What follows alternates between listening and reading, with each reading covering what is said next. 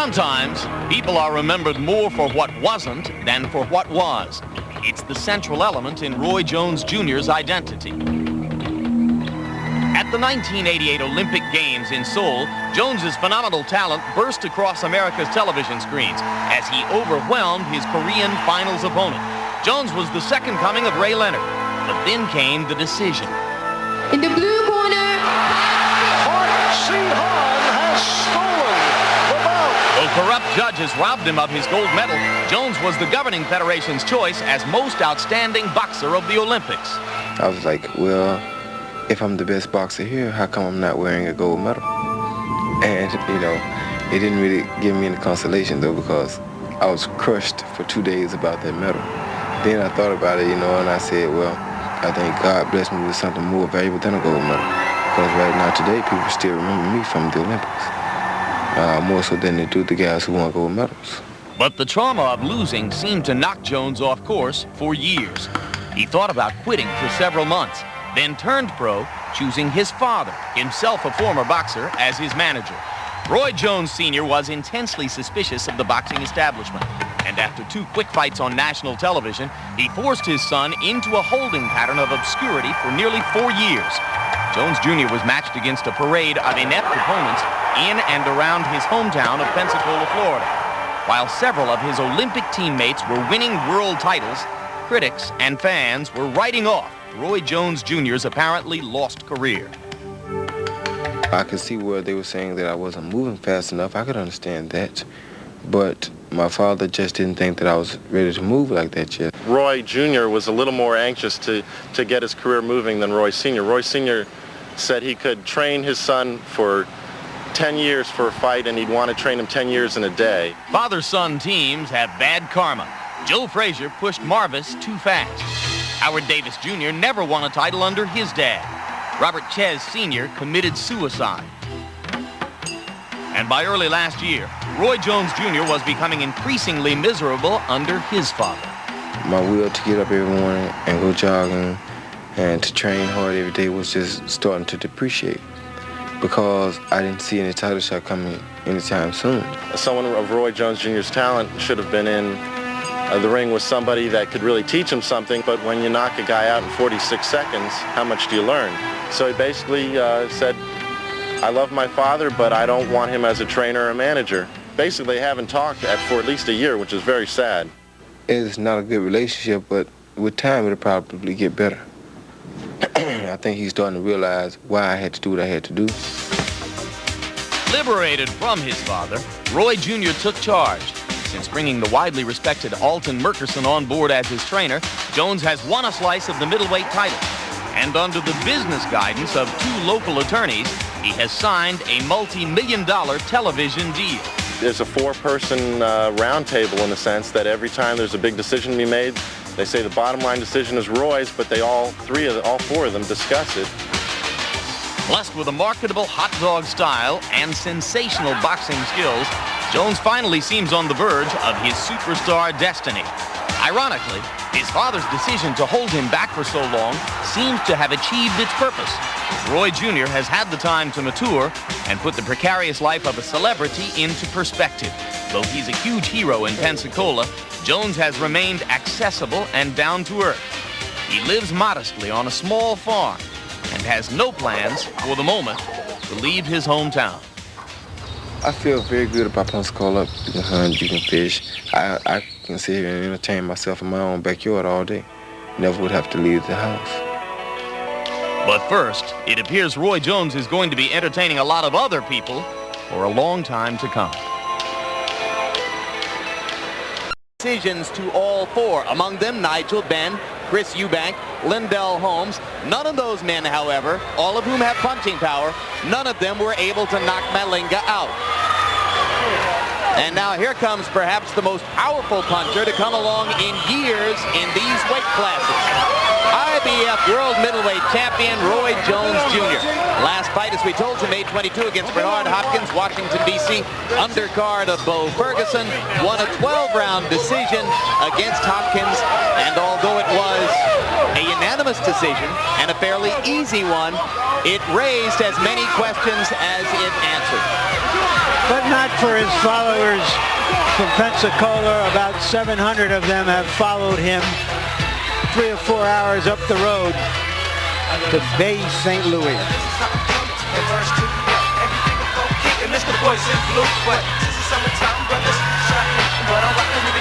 There he is, a man who loves to lead his own parade.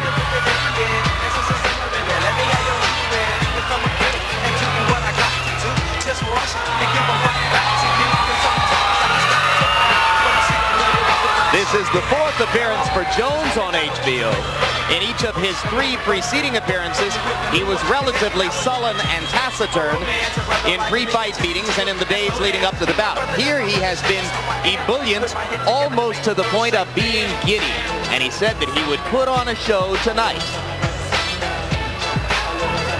The record, 20 wins by KO, 2 more wins by decision against Jorge Castro and Bernard Hopkins. Of Castro, he simply says that was a tough opponent. Of Hopkins, he says, hey, the most important thing was to win the fight. It was for my first championship. It was a big showcase. I was a little bit nervous. Maybe I could have done better, but I was satisfied to get the decision. And we take a look at the tail of the tape. You'll see that Roy Jones is 9 years younger than his opponent, Sugar Boy Malinga. They are identical in height. Jones weighed in at 166. Some speculate he will never be back down to 160 again, although he says he's going to defend that title. Punch stat numbers, Larry. And our punch stat numbers are identical, which proves that they don't prove anything in that respect, but perhaps they do prove something where the power punches are concerned. Jones is much more powerful. Rules for the bout from Harold Letterman. Harold? Roy Jones Jr. and Sugar Boy Malinga will box tonight using the rules of the Mississippi State Athletic Commission. 10 rounds. The standing 8 count is in effect. The 3 knockdown rule is in effect. Only the referee can stop the fight. You can be saved by the bell in the last round only. And in case a cut is caused by an accidental headbutt, and that cut causes the fight to be stopped, we go to the scorecards after 3 rounds have been completed. Before that, it's a technical draw. Jim? All right, let's go to the sport's most famous dinner jacket, Michael Buffer, for the pre-fight introductions. Ladies and gentlemen, Top Rank Incorporated and Square Ring Golden Gloves in association with Budweiser, proud to be your bud, present the featured bout of the evening. Once again, this bout is sanctioned by the Mississippi State Athletic Commission, Chairman Billy Lyons. All the officials at ringside shall remain the same, except for the judges and referee. The 3 officials assigned to ringside to score this bout on a 10-point must system are Chester Como, Martin Casino, and Freddie Steinwinder. And when the bell rings, the man in charge of the action, referee Elmo Adolph. And now, ladies and gentlemen, from the boxing capital of the Deep South, Casino Magic here in Bay St. Louis, Mississippi. Let's get ready to rumble!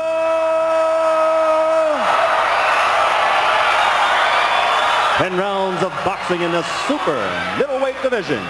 Introducing first, fighting out of the blue corner, wearing the red, gold, and black trunks, and weighing in at an even 165 pounds. This master boxer has a professional record of 35-8, including 13 KOs, and he's ranked number 8 in the world by the WBC. He comes to us tonight from Transvaal, South Africa. Ladies and gentlemen, let's welcome Thulane Sugar Boy Malinga.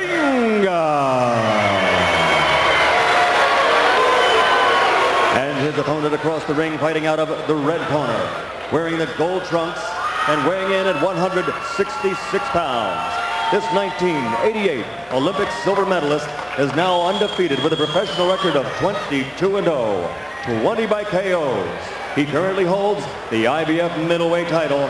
Ladies and gentlemen, from Pensacola, Florida, presenting the IBF middleweight champion of the world, Roy Jones Jr.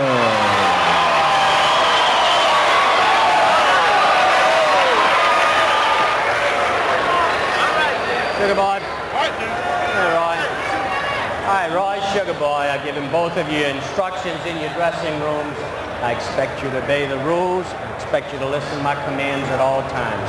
Let's have a good fight. I'm out fighting. This could be an ugly one, Jim, unless Roy Jones decides to make it something better. It's up to him. And that is what Thulane Malinga's people suspect is Roy Jones's frame of mind, and they think he's going to attack early to try for a sensational knockout.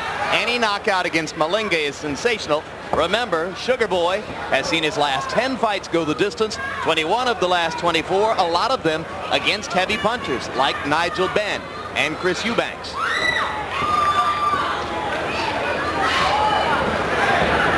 Jones said that he would have to get a look at Malinga early to see how he would target him.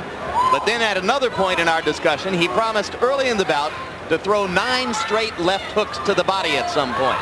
He said, I really believe the left hook to the body can work. I want to throw 9 in a row of them. And there's a solid left hook to start things off for Jones.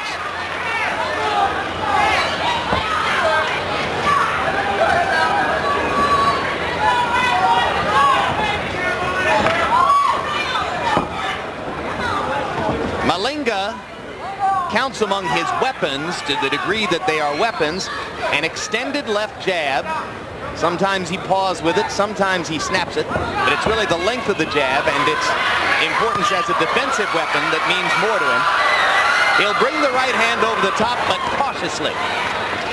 No two fighters have the same style, but try to compare in your mind's eye how Oscar De La Hoya fights and how Roy Jones fights. Oscar De La Hoya coming straight ahead in a classic style with his arms up, throwing punches, trying to force openings. Watch how Jones fights instead. In and out, throwing punches from awkward angles, depending on his unbelievable quickness and reflexes. What about the tendency of boxing writers and others in the sport to compare Jones to Sugar Ray Leonard? Simply convenient or valid? Well, Jones himself has said, I don't want to be a second Ray Leonard, I want to be a first Roy Jones. To put it another way, I knew Ray Leonard, Roy Jones is no Ray Leonard. Not yet, anyway. Jones whacks with the right hand to the body. Malinga in such a defensive posture early that it's difficult for Jones to find the target. He's trying to feint and fake a little bit now to see if he can create an opening. Right hand roundhouse landed, but may not have had any effect on Thulane Malinga. Sugar Boy, as he likes to be called, from the Transvaal. He is a Zulu tribe member. I just saw a praying mantis fly across the ring. I don't know what symbolism that is.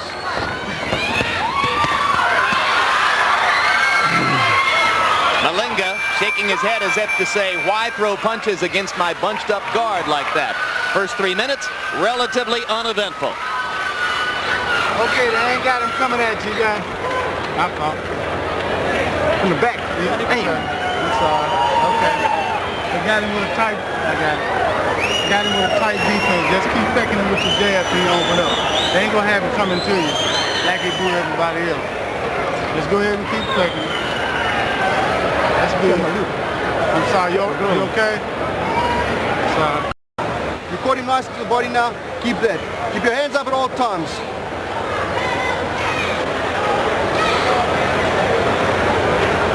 Any bang? Take it, Earl.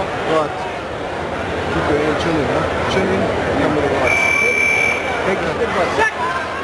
Malinga is 34 years old. He's made his living for 11 years as a professional fighter. And as you saw in that first round, he is a professional fighter.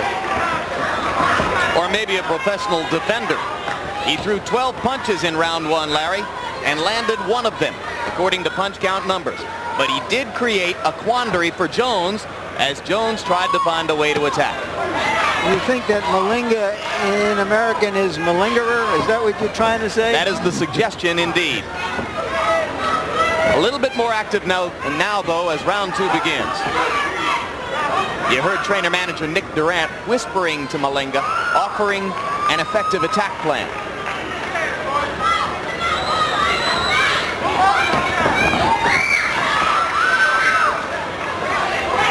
Malinga throws one punch at a time and then covers with both hands. Or just covers with both hands.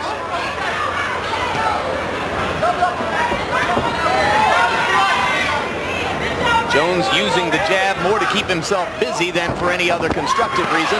Lands a right uppercut, though, as Malinga lunges slightly. The other fighter you should keep in mind as you watch this is James Toney, because they may be on a collision course. This guy is almost impossible to knock out, but Jones has him in trouble a little bit now, midway through round 2.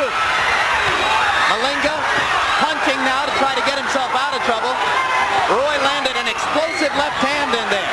Malinga seems a little bit outside of himself now as he wails away to try to get Jones off of him.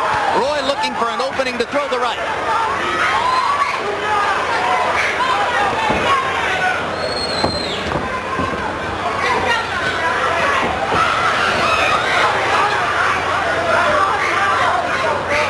Blood around the nose of Thulane Malinga.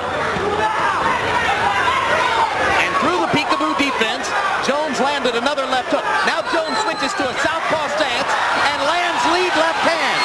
And Malinga's in serious trouble. Another lead left hand out of the southpaw stance. A new wrinkle for Jones, working big time in round 2. Still the southpaw stance. A little of the old Marvin Hagler here, Larry. I'm not sure why he turned to southpaw, except that he was having a difficult time fighting the standard way, and so he just turned it around to see what would happen, and what happened was something good for him. Still fighting out of the southpaw stance. What's been effective here is the lead left hand. Pawing with the jab. Referee Elmo Adolf giving Malinga a moment to straighten himself up off those loose ropes. And Sugar Boy makes it out of round 2, but Roy Jones makes a little noise. Thank you. Thank you. Vince. Sugar, don't trade with this boy. Trade in the later rounds. Don't trade with him. Get down low. Like I said, get down low. Don't trade.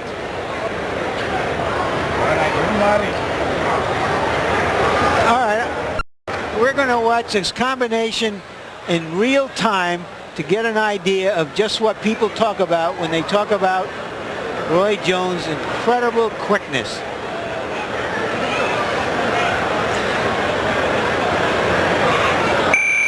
There you see a slip.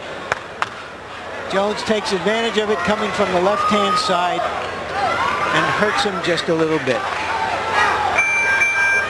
Round 3 begins. We told you earlier about the treatment of Oscar De La Hoya's left hand by Dr. Tony Daly in Los Angeles. Poetically, Roy Jones has had the same problem with his right hand and also has been treated in the same way by the same doctor, Dr. Tony Daly. When he turned southpaw briefly against Bernard Hopkins, it may have been because his right hand was bothering him and he wanted to use the left hand for power punching.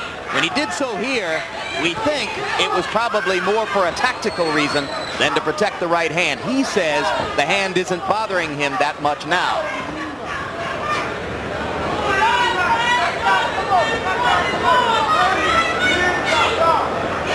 Malinga, with his wits fully collected, goes back into his defensive style for the first minute of round 3.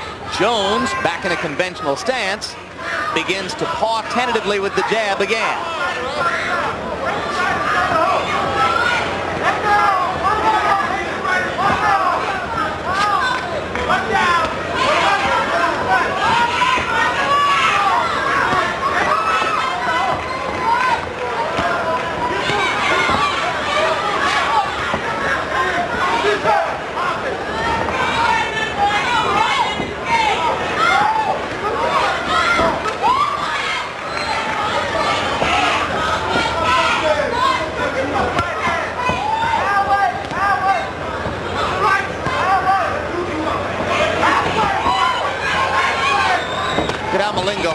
left shoulder up in front of his face. An entirely defensive posture. Now a cracking left hook to the ribcage, landed solidly and backed Malinga up. And another left hook lands flush on the face. So Roy Jones is getting through that peekaboo defense occasionally.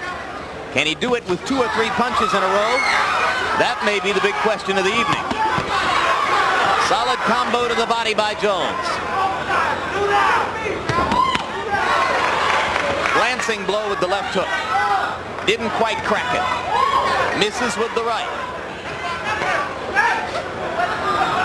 Malinga lands a right hand, and Jones clowns around and then whacks with the left hook to the body again.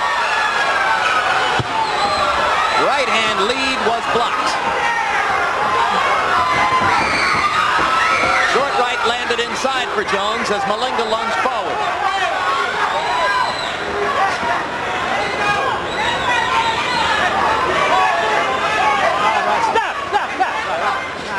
Don't stick your tongue out, all right? Referee Elmo Adolph stops the action to tell Jones not to stick his tongue out at Thulane Malinga. And the story there is that Adolph referees amateur bouts as well, has been doing Roy Jones fights in this neighborhood, both amateur and professional, for about 10 years. They know each other very well. Thank you, water bottle. Nothing. Go to use your jab. Swim.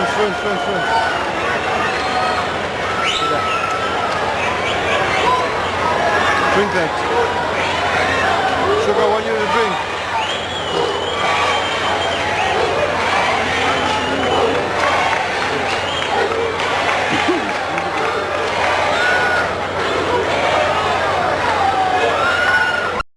I'm good. Keep tapping with your jab, though. I'm steady. You're going to the body good. Explode to the head up top. You're working good. Take everything. Come on, take what you can over. There you see the stuff that has worked for Jones, trying to distract his opponent. But that has to be a first for me, seeing a fighter warned for sticking out his tongue. Never seen that one before. I wonder if Adolph momentarily thought he was back in an amateur boxing ring. Jones told a story the other day of as a youngster on a farm trying to pull a horse out of a pool. Yes, he did. Fascinating story, lengthy story. A sign of what a good mood he was in. Yes, but he may have just as difficult a time of knocking Malinga out. Yeah, this may be a lot like pulling a horse out of a bull. And there was some frustration involved in that lengthy process. Left uppercut. Very good body punch by Jones. Well, there's one similarity to De La Hoya, Larry. When he lands that left to the body, it sets up a lot of other things for him.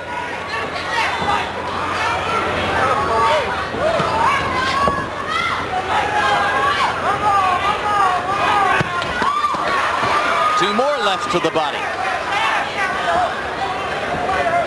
Jones rapidly seizing on the left hook to the body as the key to a possible strategy for breaking down Malinga's defenses.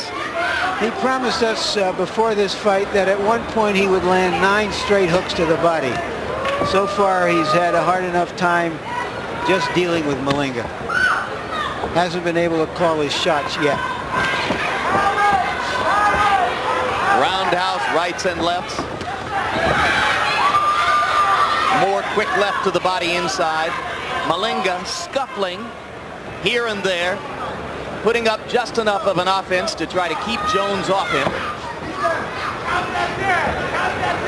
Fighting for all the world like a man who believes that his next big step is the winner of Ben Eubank, his prize for going the distance here. Yet he's been a little bit more aggressive than I would have thought, Jim. He has come forward against Jones, who likes to have all the space he can get to operate well. I guess that's the only way to fight him. Yeah, I guess you don't want to back up against Jones, because then you give him the chance to establish all the initiative. See, this is what traditionalists don't like about Jones. His posturing, his movement, instead of just settling down and going to work. Once again, he's turned southpaw. Yeah, but that time the double clutch with the feet set up a left hook that landed. And you're right, back to the southpaw stance. It was effective for him in round 3. Sets up a left hook to the body here. Look for left-hand leads out of this southpaw stance. That time he lands the left behind the right jab. More blood out of the nose of Malinga as round 4 ends. Deep breath in and out. And out. In and out.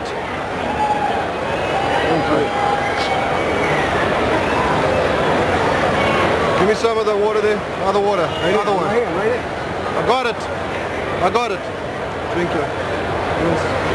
Harold Letterman, give us your score through rounds. Larry, 4 rounds to nothing, 40-36, Roy Jones Jr. Let me tell you something. This guy really impresses me. I want to tell you, I think that was a 15-punch combination he threw in round 2. Everything he throws is combinations. He's got the quickest hands for a big man I've ever seen since Muhammad Ali. Everything he throws, 4, 5, 6 shots at a time. He is vicious. Harold Letterman, the premier editorialist among American boxing judges. Thank you very much, Mr. Letterman. Round 5 begins, scheduled for 10. Roy Jones Jr.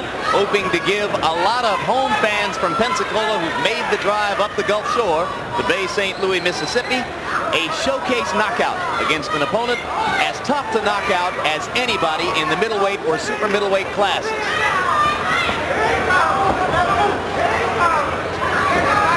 Malinga has spent much of his career, incidentally, as a light heavyweight. So he's coming down in weight for this bout, and that's yet another reason to believe that he may be able to stand his ground against the hard-punching Jones.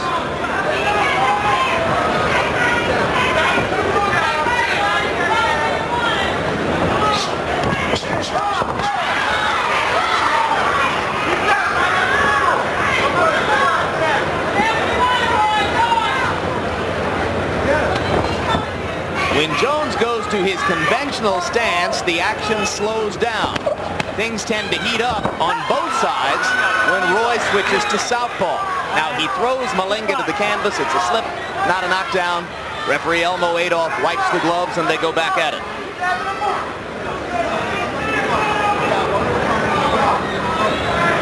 Stop! Your corners over there. Give me a towel. And now Adolph stops the action. A dry towel. And wants a dry towel, apparently to wipe up a wet spot on the floor. Yep, when Malinga went down, he blotted the canvas.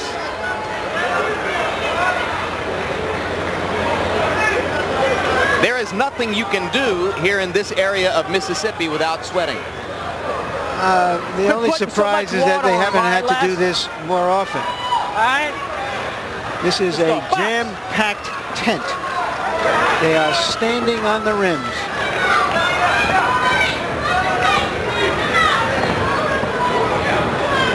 Indeed, under the circumstances, they've done a pretty good job of keeping it comfortable in here. You might have expected a lot worse. As you pointed out earlier today, even golf is a contact sport here. Contact with the weather.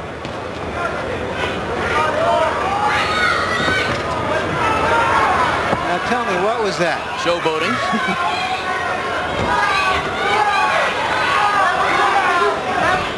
Looking for a better camera angle, perhaps.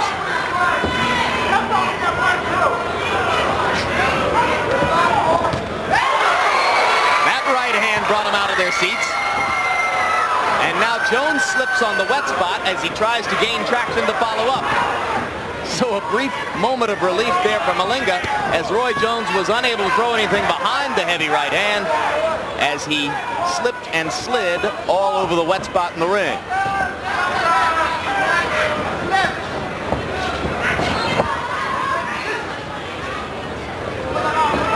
Stop! Give me a towel. Give me a towel. Adolph again wants to wipe it. He noticed, just as we did, that Jones had trouble gaining leverage on the wet surface. So the clock stops for the second time in round 5.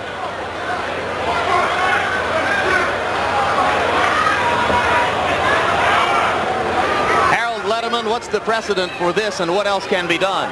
Well, Jim, really, the only thing he could do is spread a little bit of rosin around. But I tell you, I haven't seen rosin in either corner. I don't know if they have any here.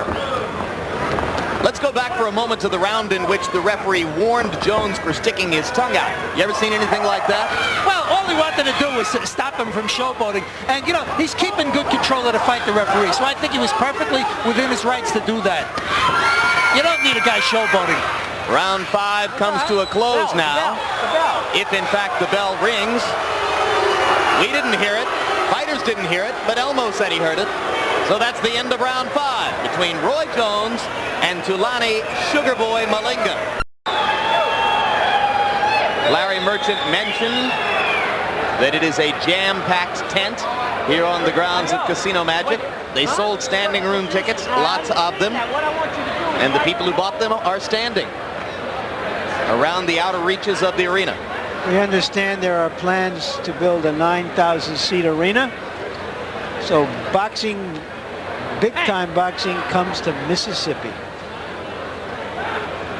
Here's the one effective punch that Jones landed in that round. That probably won him the round. Probably was enough to win him the round. That was a thumper. Referee Elmo Adolph visited both corners between rounds. All right, let's go. Well, he clearly wants to keep control of the bout. Now Jones goes back to his corner for his mouthpiece.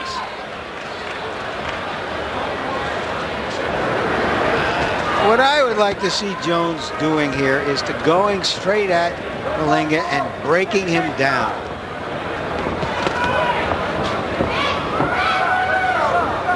Instead of just winging shots and hoping to hurt him with one shot. But that style does keep him from getting hit back. When you go in, you're taking risks. You're getting the risk of being hit. Jones, with his amazing reflexes, doesn't have to take those risks. Would he be better able to break down Malinga systematically if he were more willing to use the jab as a weapon rather than just a rangefinder? Absolutely. To move in behind the jab. It's something he ought to be able to do. With all that talent and hand quickness, he should have one of the stiffest jabs in the sport. Yeah, but somewhere early in his career, he found out that he didn't have to abide by the normal rules of the game because of that quickness.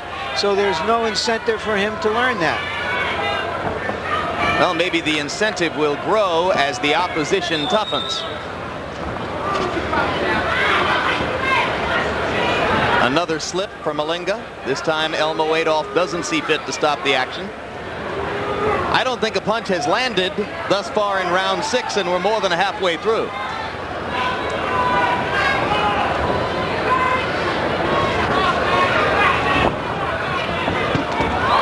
Straight left hand was spectacular. 3, 4, 5. Second knockdown of Malinga's recent career. The other was by Chris Eubanks. And this is it. For the first time in 11 fights, Thulane Malinga has been knocked out. And I'll tell you, Larry, you don't like seeing him go for one shot at a time, but what a shot that was. Right, and as I said, he has those amazing reflexes to get away with it without having to put himself at risk. That's exactly what happened there. Well, Roy told us he would celebrate to the camera, and there it is. Turns, finds the red light, and gives us his best. A sensational one-shot, 6th round knockout of Thulane Sugarboy Malinga. I repeat, a fighter who had gone the distance in each of his last 10 fights against fighters like Chris Eubanks and Nigel Benn and Lindell Holmes, and here is starched by Roy Jones. Which I suppose will set up the possibility or probability of that fight with James Toney sometimes early next year at 168 pounds. Well, let's take a look at the knockout punch, Larry. There it is, a lead left hook. Followed by another short left inside that finished him off, but really it was the lead left hook. Woo! Took a second and a half for his parachute to open and to fall to the canvas, because it was so quick he didn't see it, and those are the punches that do the most damage.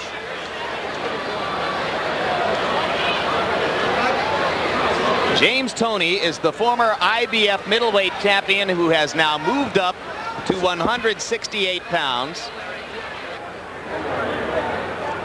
He has had a couple of spectacular performances as a counterpuncher. Let's look at this in real speed and see if Malinga got a full count. I don't think that referee Elmo Adolph thought that the full count was necessary. I think he elected to stop the bout anyway, regardless of whether Malinga made the 10 count.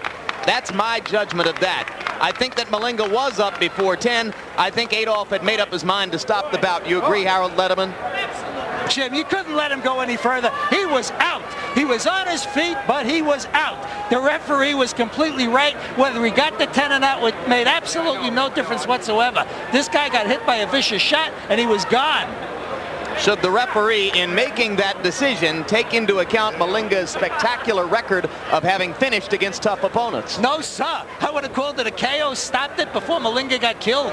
Thank you, Harold. Let's go up to ring announcer Michael Buffer now for the official particulars. Ladies and gentlemen, referee Elmo Adolph reaches the count of 10. The official time, 1 minute, 57 seconds of round number 6.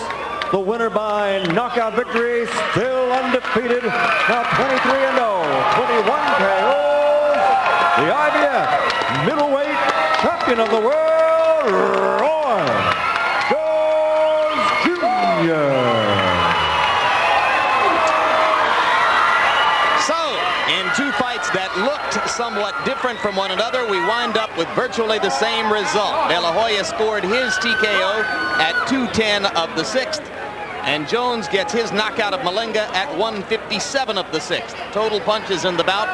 Roy Jones threw more than twice as many punches as Malinga, landed a much higher percentage. The last one of the 109 was the one that counted, a solid left hook that put Malinga away. And now Larry Merchant stands by with the sweaty but happy winner. Larry? All right, Roy, congratulations. With his reputation for going the distance, had you despaired that you could ever get a knockout after the first few rounds? No, I never thought I could not get a knockout. I knew that if I took my time, the center of the ring was very wet, and every time I tried to throw my combinations, I started slipping. So I was trying to unload on my hooks, and my foot was slipped, and I just started trying to make him come out of that spot, but he wouldn't. He was trying to trick me in the spot, so I kept trying to trick him, and the fight got a little dead for a second, but I had him set up for the left hand the whole time. So. This is a very defensive fighter. Explain what you felt were the problems in breaking him down. Whoa, what a shot. The problem with breaking him down was that, exactly what you said, he was a very defensive fighter, and plus he threw decent counter punches when you came at him. And then when he came at me, if I came at him and he came at me at the same time, he came in with his head and he would headbutt me if I wouldn't have watched myself. What up, K-Lance, KG? Everybody in the hoop. What does this mean for your career? Roy, what does this mean for your career, do you think, in terms of whether you're going to move up to 168 pounds and fight James Toney, or whether you're going to defend your title at 160? One thing I need to clear up is that I don't go up looking for no particular fighter. I'll go up to 168. I'll fight whoever at 168 that I feel like I want to, or that would feel like they would fight. It isn't just a James Toney thing, it's an anybody thing. It doesn't make me no different who it is, where it at. I'll fight anybody any weight. But right now I'm going to go back down and defend my middleweight title about 2 or 3, maybe 3 more times if it's necessary. Then I'll go up to the super middleweight and light heavyweight division. So I'm not going around looking for the one particular person. I'm looking for what's best for Roy. So you're not saying that you have real difficulty in making the middleweight limit of 160 pounds. You're saying you want to extend your boundaries with the possible opponents of moving up if it's there. Right. And I'm saying that I like to thank God for everything he given me, for giving me the opportunity to do the things I do. And I know that faith in myself and faith in God, I can do whatever I need to do. If I need to go down to 160 and defend my title, that's what I'll do. If I need to go up to 165, 168, 175, whatever, I can go up and do it. So I'm extremely confident. What's up, in great guards? You made believers of some people tonight. Thank you, Roy.